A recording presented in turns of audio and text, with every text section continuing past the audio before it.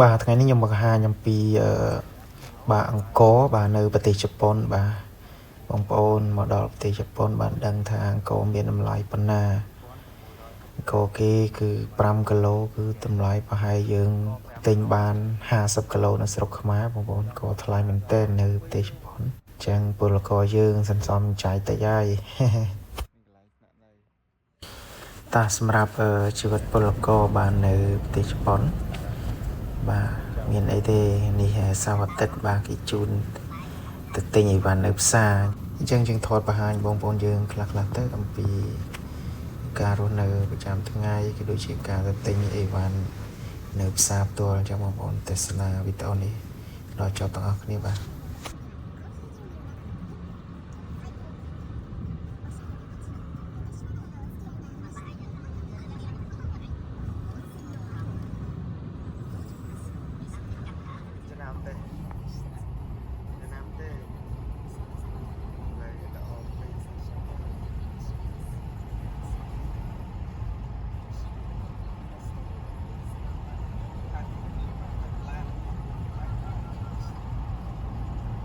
一番に考えて特別な方法で守りたい。マダニ対策は美味しく食べやすく。大切なことは包み隠さない包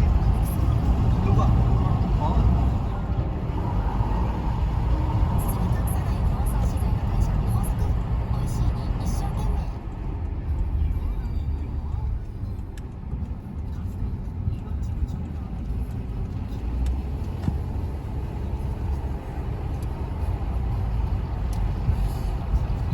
ហើយលេងតាមសួនគេលេងផ្កាព្រាប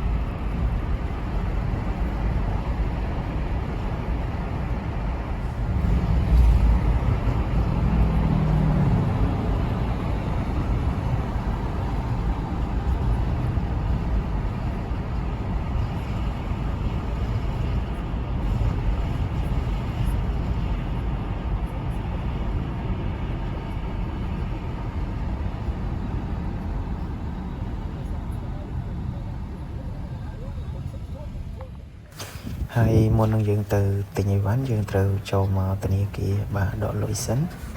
អញ្ចឹងយើងដកលុយហើយអត់បានថតបង្ហាញបងប្អូនទាំងគ្នាអស់ទេបាទយើងបង្ហាញខ្លះៗប៉ុណ្ណឹង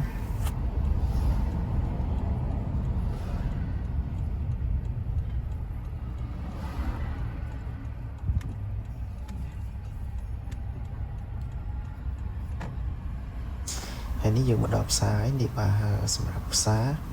នៅប្រទេសជប៉ុនគឺភាគច្រើនគឺសម្បូរផ្សារបែបហ្នឹងណាហ្នឹងហើយភាគច្រើនយើងទៅទិញគឺទិញអីវ៉ាន់តែក្នុងផ្សារបែបហ្នឹងទេហើយអីវ៉ាន់មានច្រើនមក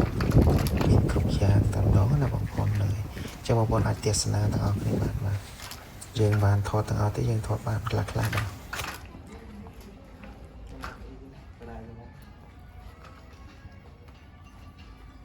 ដឹងថា YouTuber ដល់ល្បីល្បាញបាទ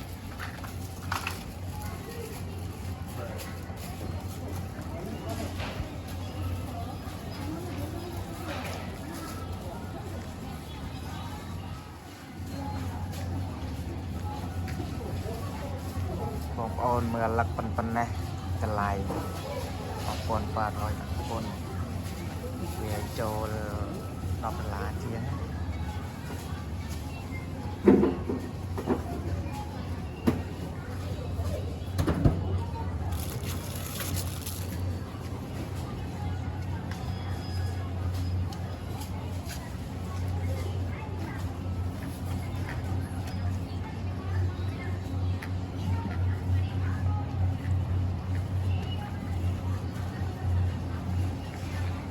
ត្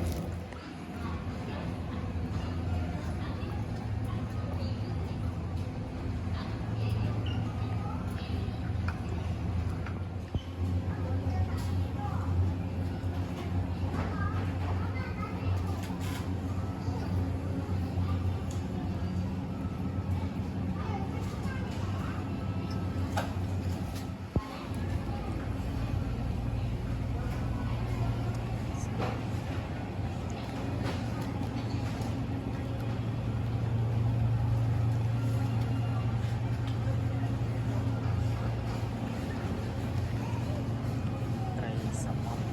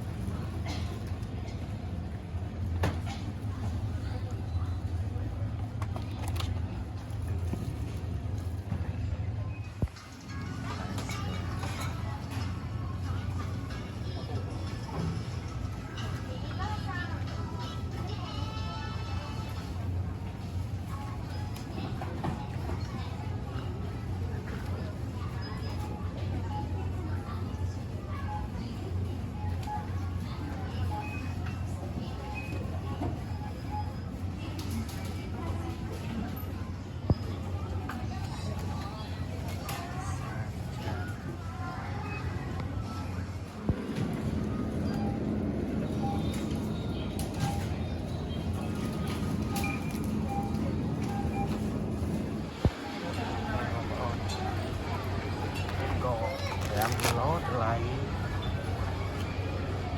4,000 ដល់ពេលគិតទាំងពន្ធ